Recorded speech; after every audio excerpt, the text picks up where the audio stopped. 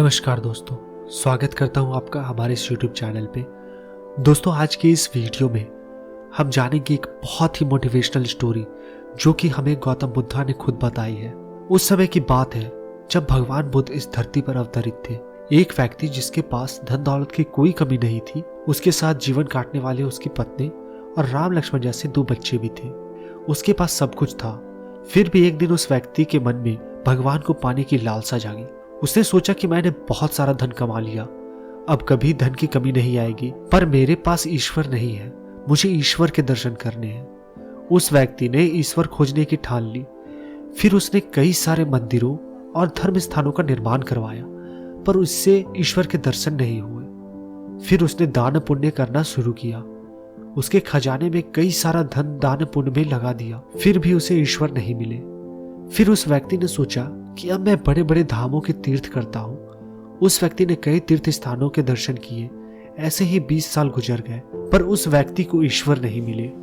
भगवान को पाने की कोशिश करते करते वो इंसान थक गया और आखिरकार वो एक दिन महात्मा बुद्ध के पास गया और कहने लगा कि महात्मा, मैं 20 सालों से ईश्वर की खोज कर रहा हूँ, पर मुझे ईश्वर कहीं नहीं मिले। क्या आप मुझे ईश्वर पाने में कोई मार्ग दिखा सकते हैं? उस व्यक्ति की बात सुनकर महात्मा बुद्ध उससे पूछने लगे कि सुनो बालक, ईश्वर खोजना कोई बड़ी बात नहीं है, वह तो बड़ी आसानी से मिल जाते हैं। अच्छा, तुम ये बताओ कि ईश्वर को खोजने के लिए तुमने क्या क्या किया और कहाँ कहाँ खोजा? उस व्यक्ति ने बुद्ध को पूरी बात बताई कि मैंने सारे मंदिरों और धर्म स्थानों का निर्माण किया, दान पुण्य किया और कई सारे तीर्थ स्थानों के दर्शन किए, फिर भी मुझे कोई ईश्वर नहीं मिले। महात्मा बुद्ध उनकी बातें सुनकर हंस पड़े और कहा, ठीक है, तुम्हें ईश्वर के दर्शन करने हैं ना, तुम शाम के वक्त मेरे पास आ जाना, तुम्हें ईश्वर मिल जाएंगे। वो सज्जन खुश होकर चला गया कि मुझे आज ईश्वर के दर्शन होंगे। फिर कुछ देर बाद संध्या हो आई, पर महात्मा बुद्ध संध्या होने के पहले कुछ ढूंढने लगे। शिष्य ने आकर पूछा, गुरुजी, आप क्या ढूंढ रहे हैं? महात्मा बुद्ध ने बताया कि मेरे पास एक कीमती मोती था, परंतु वो कीमती मोती खो गया है, उसे ही ढूंढ रहा हूँ। महात्मा बुद्ध की बात सुनकर शिष्य भी उस मोती को ढूंढने लग गए। सभी मोती को ढूंढ रहे थे कि इतने में वह व्यक्ति भी वहां पहुंच गया। उसने देखा कि कुटिया के बाहर महात्मा बुद्ध और उनके शिष्य कुछ ढूंढ रहे हैं। उस व्यक्ति ने बुद्ध के पास जाकर पूछा कि गुरुजी, आप सब क्या ढूंढ रहे हैं? महात्मा बुद्ध ने बताया कि मेरा कीमती मोती खो गया है, उसे ही ढूंढ रहे हैं। यह सुनकर वो व्यक्ति भी उस खोए हुए मोती को पूरी लगन से ढूंढने लगा।